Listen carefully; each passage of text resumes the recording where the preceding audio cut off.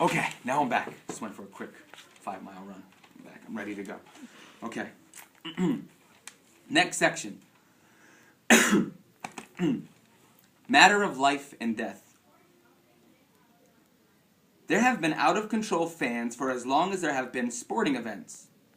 In the 6th century, fans of the chariot races in Constantinople were incensed when some of the racers were imprisoned. The fans burned the city and tried to overthrow the emperor. 30,000 people died. In England, soccer, hooliganism as it's called, can be traced to the 14th century, when villagers were getting so violent during games that the king had to ban the sport, which incidentally was then played by kicking not a ball but an inflated pig's bladder.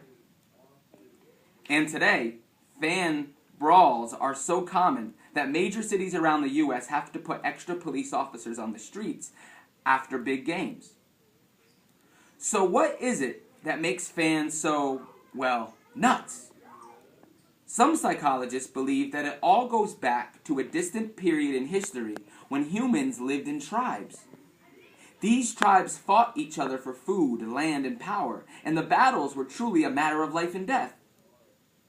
You rooted for your tribe's warriors because they were fighting for everyone you knew and loved. Losing a battle could have meant the obliteration of your village.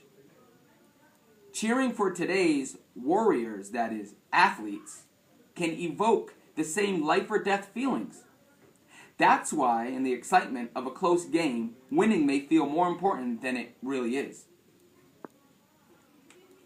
Feeling that way isn't necessarily a bad thing. After all, few experiences are as exhilarating as standing amid tens of thousands of deliriously happy fans after a touchdown or a home run. To watch LeBron James fly through the air and throw down a dunk is to witness a thing of beauty. According to Adam Erdenhart, a professor at Youngstown State University in Ohio, it's the same kind of thrill you get on a roller coaster or during a scary movie.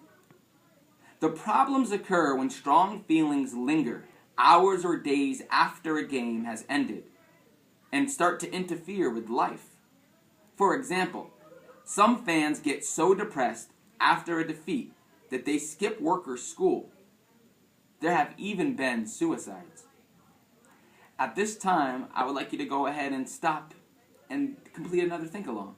Think about what we just read, go back and reread if you have to, and I would like you to reflect on that with a think-along, making sure that you use the magic word because to support your thinking. I'll be right back, going for another run.